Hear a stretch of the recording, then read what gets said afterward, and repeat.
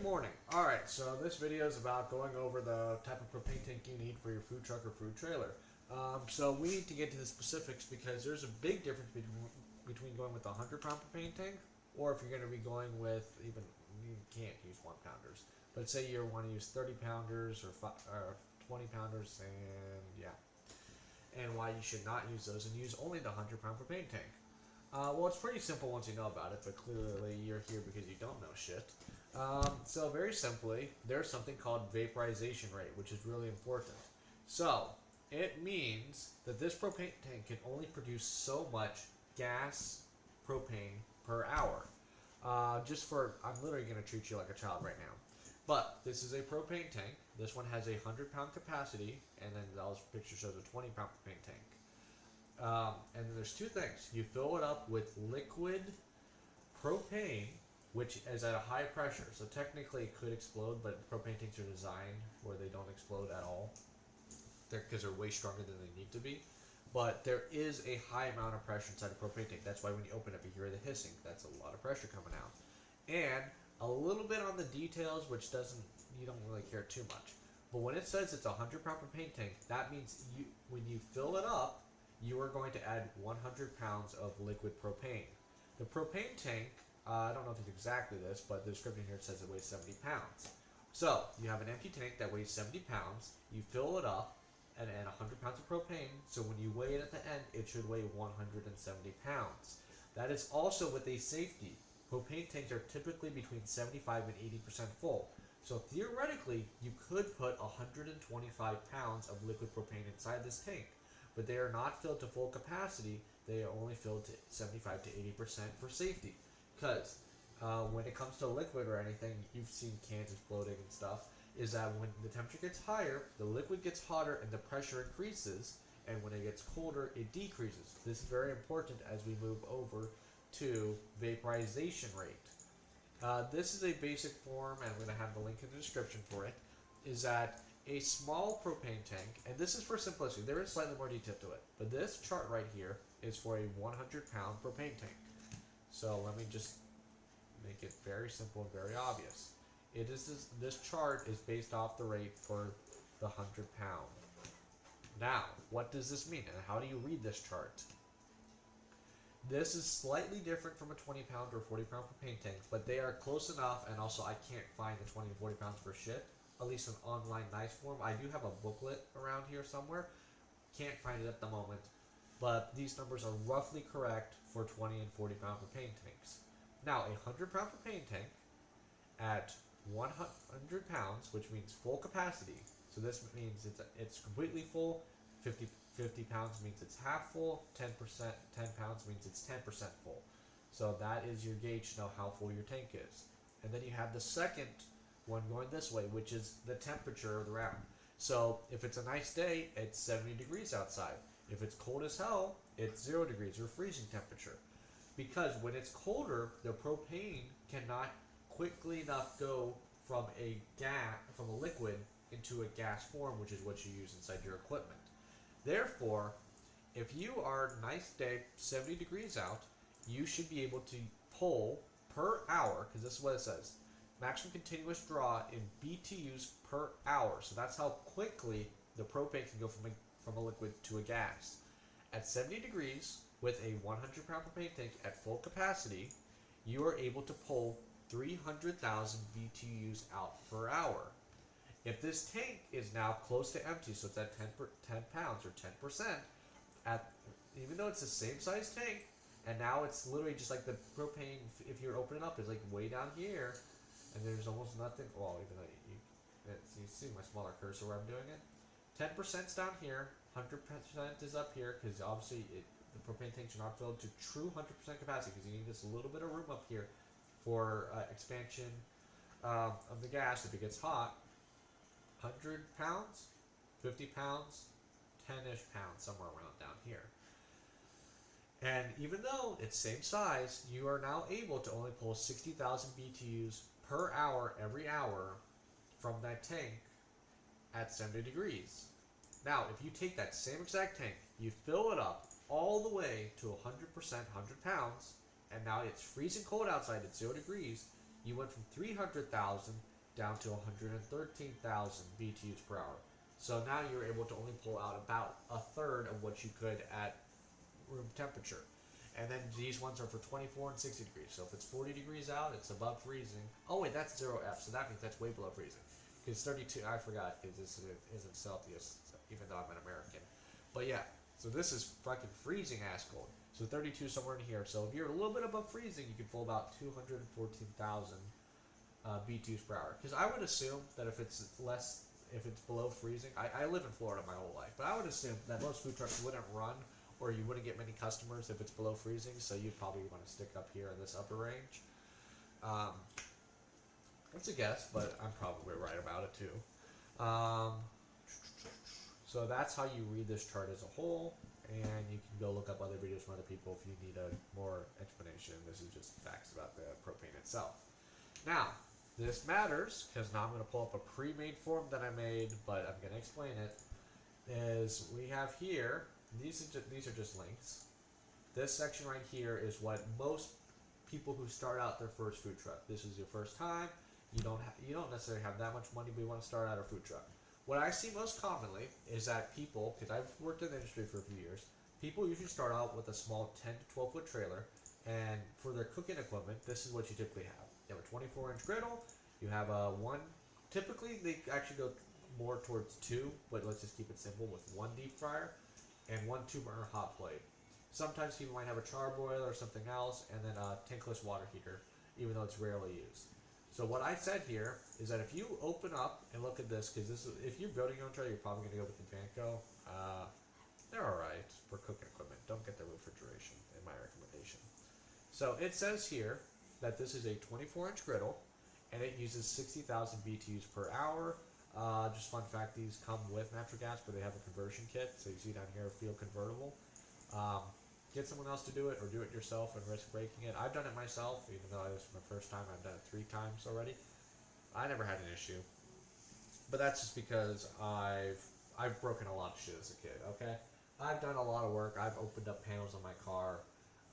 If you have no experience with opening up panels and replacing outlets, and I've done a few gas connections before. If you don't have any of that type of shit, don't fucking touch it. You are gonna break it. You're gonna have leaks. You're gonna fucking cause fires.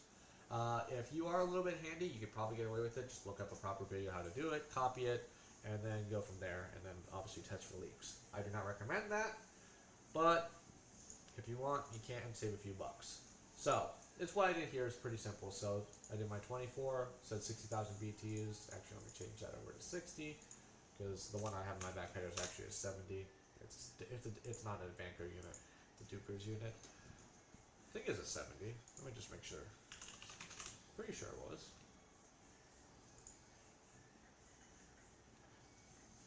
No, it's a 60. I don't know why I put 70. There's some other thing. I don't remember what it for. Let's skip over that. Now, you have the deep fryer, same thing. Says 90,000. 2-burner says 50. And tankless water heater. Now, this is if you're running it at full capacity. You turn it on, full burn. That rarely happens. 24-inch griddle, because you know you have low and high times during the day. You probably wouldn't have it on full capacity. You know, you have one side on full burn and the other side a little bit less. So 70% capacity of this is 42,000. I use the calculator. So it takes that, times it by 70%. So, and then another example is tankless water heater. 68,000, but you don't wash your hands that often in this thing. So I put it on the high side. I'm pretty sure it's even lower in reality. But if it uses 68,000 when it turns on, you probably only use about 10% of that time throughout a day. Not even. So it's just for worst case scenario. So theoretically, if you had everything on at full burn, you would need 268,000 capacity from your propane tank. But in actuality, you probably only need about 136 on average for a real usage. So in that case, we have 136,000 BTUs. So theoretical 100%. Average usage.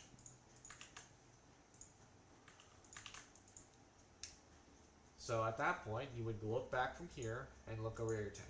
I'm just going to say you should want to go with 100 pound, but we'll get into the 40 pounds if you really, really want them, even though I don't recommend it. If it's a normal day out, it's 70 degrees, and let's say your tank is at full capacity, you need 136. You have 300 available per hour. If your tank is running on empty, it's a normal day, you're at 10% capacity, 10 pounds, you can only pull out 66,000 BTUs. So if you try to run this equipment at average, this stuff will not be running properly. It's going to be running at half power, or some burners might not even turn on necessarily. It's not going to be working correct. So you'll have an issue towards the end of the day if you just had one propane tank. Now, most of y'all, when you go to food truck companies, so food truck propane tank, most companies will actually give you 2 propane tanks. This is the most common setup out there. So this number is based off 1 propane tank. Now, if you have 2 over here, and you have them both hooked up at the same time and both valves are open, because if you close one, then you're still operating off 1, then you can actually take these numbers and double it. So for example, you have your small little trailer, trucker trailer, and you are using 136,800 on average. If you are at 10%, you would double this number, so it's actually 132,000 is your output. If both tanks are open at 70 degrees, not freezing cold temperature, you should just barely be able to make it to where this equipment can run full and properly. Now, obviously, if everything's on full burn and your 2 tanks are close to empty, it ain't going to be running properly. You need to have 268 with 2 tanks, which means if your tank is less than half full, that's because that 40% is at 282, then your equipment is going to start running on fumes. It's not going to be working just right. So at that point, you would either want to even install a 3rd or 4th tank, or just make sure to refill your tanks very often. Now, yes, your equipment can run on fumes. You can be down to 10 or 20%. Just understand, you'll notice that your equipment isn't getting hot enough, or it's not heating up quick enough, and you'll be like, what the hell's going on? This is probably your culprit. It's either too cold outside for what you got, or you got too much equipment on. Now, the thing I've learned from watching videos is that most commonly people will just show you these end numbers, but when you go to do it yourself, you're like, how the fuck do I do this?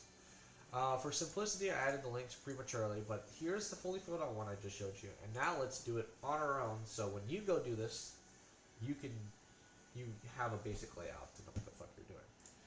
So, this is going with a much bigger trailer, so this is typically what people who have money for, like have money go with their second trailer, or, yeah, that's really it, or you just have money in the beginning. So, I want a 36-inch griddle, it says 90,000 BTUs, let's put that in. 24-inch charbroiler, people typically get that, it says 80,000. I think I was thinking about that before I did this one, for 70,000. 50-pound deep fryers, you do want to check the dimension, but typically a 40-pound deep fryer and a 50-pound deep fryer take up the same exact floor space. So this 40-pounder is 15.5 by 30.25 by 47 high. This 45 to 50-pounder is 15.5 by 30 by 46. I think it says a little bit higher. Nope, this one even says higher. So typically, what people realize by their second trailer is that yes, a 50-pound fryer is an extra few $100 more than a 40-pound fryer. I sell equipment even on the back end side, because I know pricing on the back end side. Yes, it is actually clearly more expensive. It depends on which brand you go with, but between $100 and $300 more to upgrade from a 40 to 50 pounder. Because what happens is that, in this case, it's a little weird.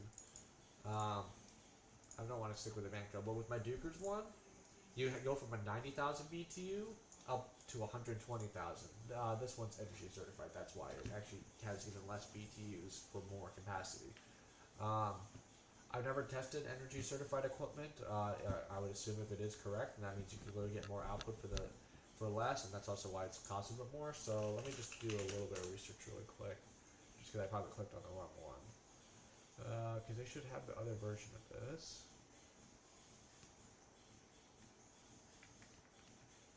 Let's go with this. This is a Main Street brand, which is still owned by Websteron, but it doesn't really matter. But you see how it's 120,000, 50 pounds, and it should keep the same floor space. Yep, same floor space. So yeah, people typically go with 50 pounders on their second time around, if they know about it at least.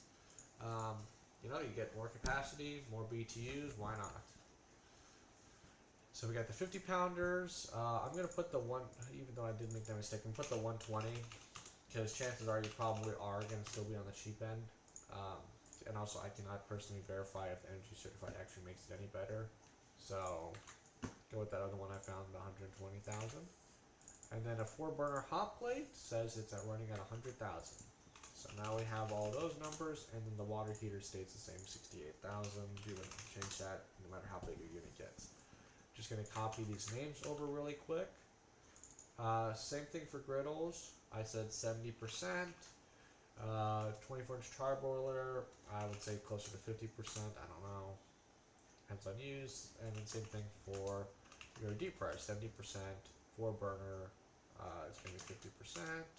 These are just rough numbers. Depending on who you are, what you do, you put the numbers that you think is more realistic, and 10%. Now, I am using Excel for a calculator, but this is what I'm doing. Let's just do the first one, which is regular calculation, which is 90,000 BTUs per hour times 0.7, and that's 70%. So I can type that in manually, and then what I'm going to do is, for the sake of using Google Sheets, is that I will do K4 times L12. And then it just does that automatically for me there. Instead of having to do that number manually, I just use the formula to make it quicker. Now, it wouldn't affect anything, so let's go with this going right here. So that's 120,000 times 0.7, and, I made that 12, but 120,000 times 0.7. So at the end of the day, you still get the right number at the end. It's just, there's two different ways. There's what most of you end up doing, is just using a calculator, or if you are familiar with Google Sheets, you can just use the built-in calculator system inside of it, which just does that, but it makes it easier because you can just copy and paste it. So we have that, and then I'm going to also use my sum formula. So all I did is that I used that to add up all of these numbers to get my final number. And then, wait, let me get rid of that. Because the good thing about the formula is you can make mistakes. If you do that, see how it changed it from, it changed both numbers at the same time. So I don't make the mistakes, and you can easily make mistakes and easily fix mistakes. And then over here for theoretical 100%, okay, let's copy this stuff over to make more sense. I also want to take the sum of K3 through K8, which says take all these numbers here and add them up. So the starter one I said uses this much at full capacity. So if you turn every unit on, 268,000. Now with all these units in here, if you turn everything on, you need 578,000. And then if we take our estimate average, you need about 327,000 average.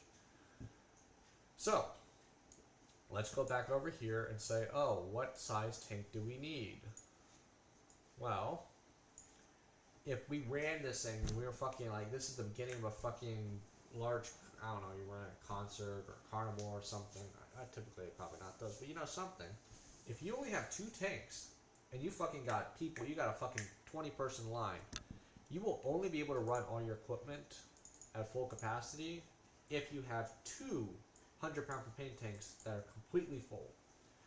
And then as start getting more empty hour after hour, your equipment starts not working as correct. So at this point, you'd be one of those people where, shit, I'm doing so much business, I need to start having 3 or 4 tanks in tandem. So let me see if I can find a propane tank.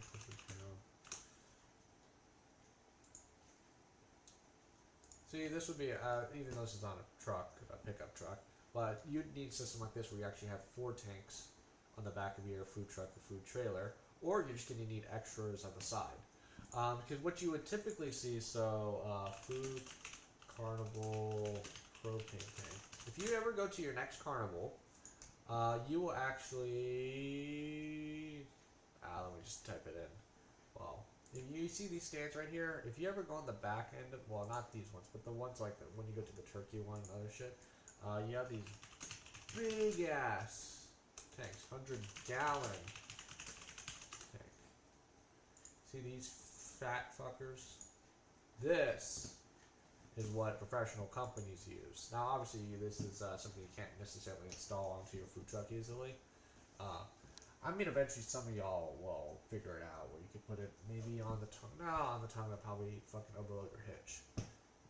But next time you go to a carnival, at least what I remember, is that you'll often see a lot of the stands have one of these big 100-pound propane tanks in the back, 100-gallon. So your 100-pound propane tank only holds 23 gallons. So this one is 4 of those. In fact, it's even a little bit more. So that's 4 of these in one big propane tank, and that's why they're able to do what they do. One, it lasts the whole day. You don't need to refill it for the whole day, no matter how many people you got, because your limitation will actually be how quickly you cook your food, not the limitation of the propane tank.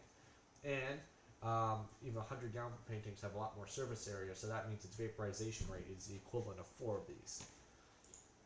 Because that's the biggest thing that affects the propane tank, is that say, I'm not going to go that way. It's stupid. But anyways, let's say you are somewhere in a cold area and you only have the 100-pound propane tank.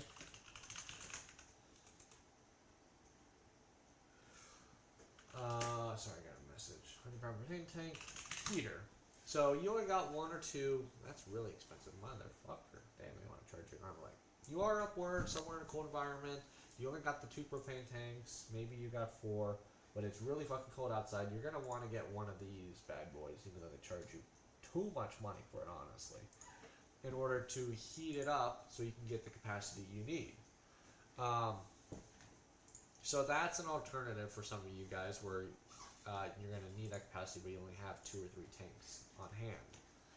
So now you understand, if I can explain correctly, the size of the propane tank you need, which automatically for any of all, even literally for some of the most basic setups, you're going to need that 100-pounder just to get what you need. In fact, it's going to need 2 if you're going to be towards the end of the day and you're running on fumes. So that's the number one thing. So fucking never buy a 20-pound propane tank. 40-pounders, this is roughly correct right here.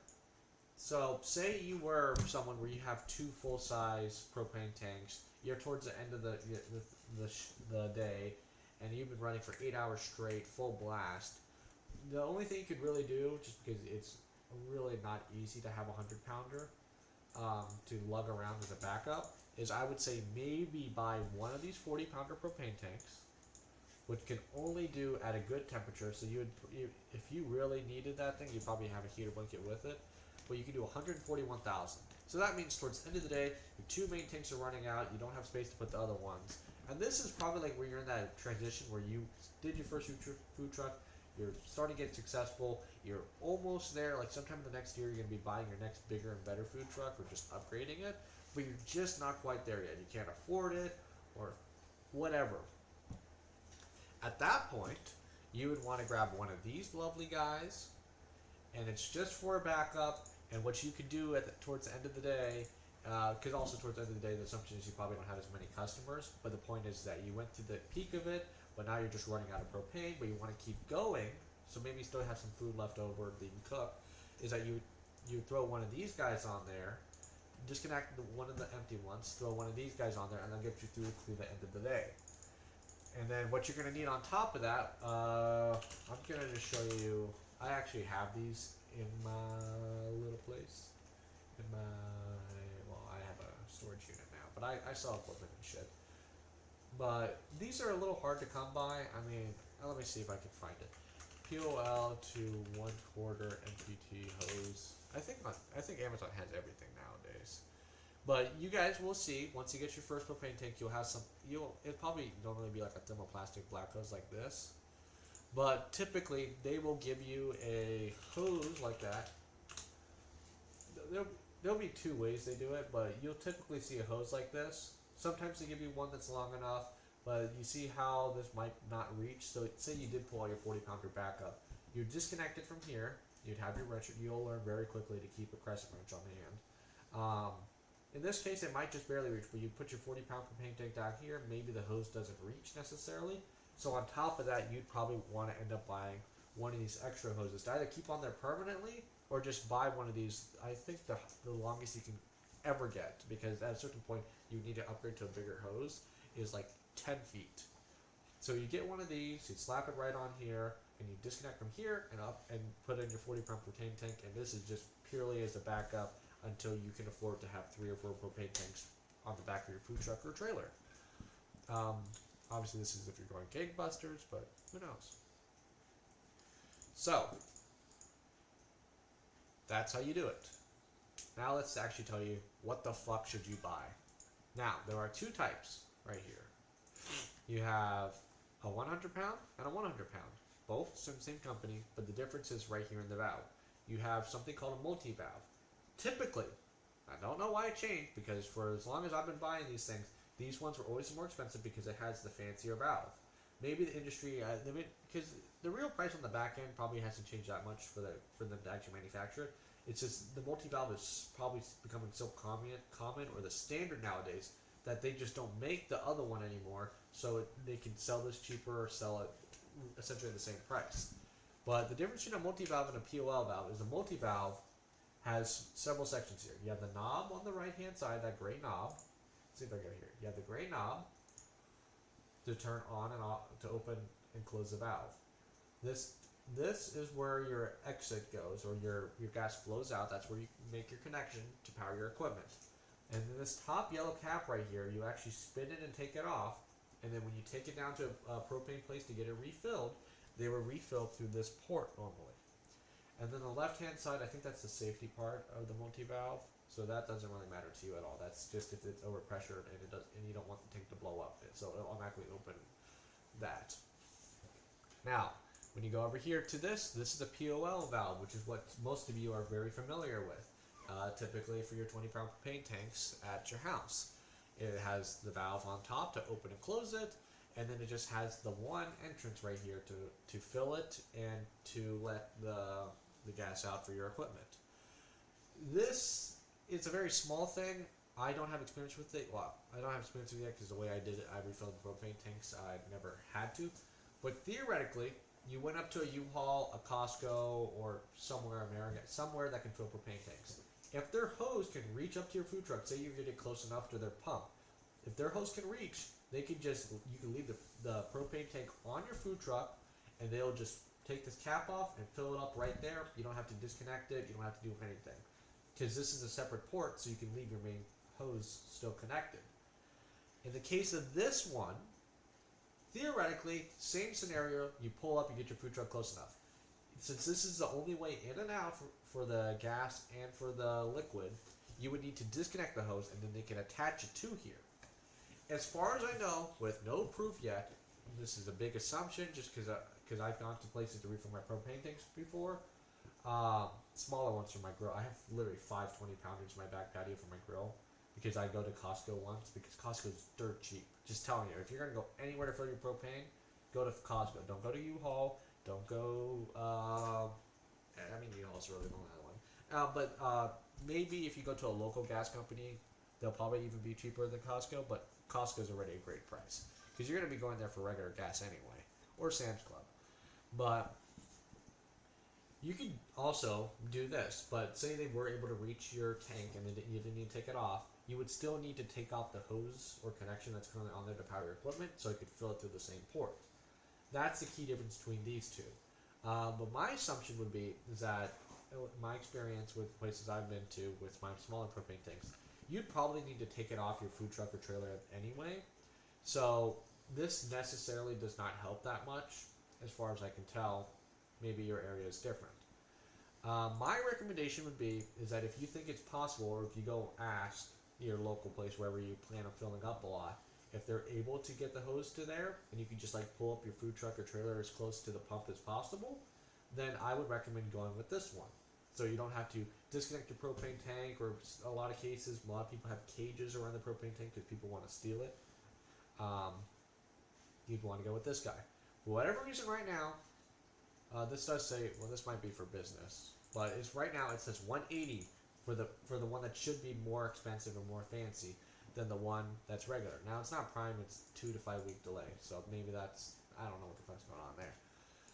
But in my opinion, if you think you would have to disconnect your propane tank and physically take it there separately, or maybe you want to do that anyway because you don't want to bring your whole food trailer to wherever you're refilling up, you just want to disconnect the tank, throw it in the back of your truck or your car, then this option would probably be the cheaper and better option for you. If it's cheaper at the time of buying, then go with this one if you think saving 20 or 30 bucks is worth it. If you're not a cheapskate, you'd probably end up wanting to go with this guy if you have that option, and then maybe I filled up a tank. I personally filled up one 100-pound tank once at a U-Haul years ago. Well, a year and a half ago. Not to be exaggerating. And yeah, they just filled it up to the top port, and it wasn't a big issue. Um, so that's why you would be like, oh, which one of these should I get? Those are the two things. Either whichever one's cheaper, or if you think it's possible to fill it up through the multi-valve. And this is what I was trying to get to. There's maybe a chance that maybe it's just easier for them to connect. Maybe it's a faster turnaround time for them to connect up here to this multi-valve rather than connecting this POL. I don't know necessarily. You would have to go test it out yourself. And in the future, if I ever figure it out, I will make another video, probably like out historic. My motto is to never delete old videos unless there's something truly wrong with it. Like, say I said something wrong in the video that's like misinformation. I'm just going to say misinformation just because that's politics. But say I said something wrong and I thought I was right at the time, or I misspoke, and it could be potentially dangerous. That's the only time I would take down a video, because I don't want people even hearing something that could get you killed or hurt. Now, if it's just me being stupid, like in this case, I will keep these videos up and available, and I'm just going to try to find a way to put in the description or the title or something that says, this is an old-ass video, watch the new one that's theoretically better, but if you want to see this old one, because maybe I said something in this old one that I didn't say in the new one, and I forgot about it, it's available. And now, because of that, I think I explained it earlier, but just for simplicity, if you went to 40 pound, I think I highlighted, with a 40-pound propane tank, don't go with 20s, 40s as a backup if you can't fit multiple 100s in your setup. I don't even know if 60-pound propane tanks exist. 60-pound propane tank. They do! So, at that point, I would say of the two, you may want to go with the 40, or because apparently the 60 one is like just as expensive as a 100-pound. But at 60, better BTUs. So at the time in which, if you decide you needed to buy a backup tank, is that, yeah, 40 is easier to handle, and it's actually cheaper. 60-pound is same price as a 100-pound propane tank, but relatively it's a lot more portable. So that's up to you in the future. These hoses, you're going to find them. Hopefully I start selling them on my own website eventually, just to make your life easier. Even though technically versus someone who sells hundreds off Amazon, that might be a little bit more expensive. But my goal is not to be the cheapest in the world, but to give you high quality content, give you high quality products, hopefully. And then the main factor is when you buy it, it works the first time, because in my cases, I buy a lot of things, well, something new, and when the first time I buy it, I buy the wrong thing, it's not the best quality, and then I have to go with something else, or return it or whatnot. Have a good day.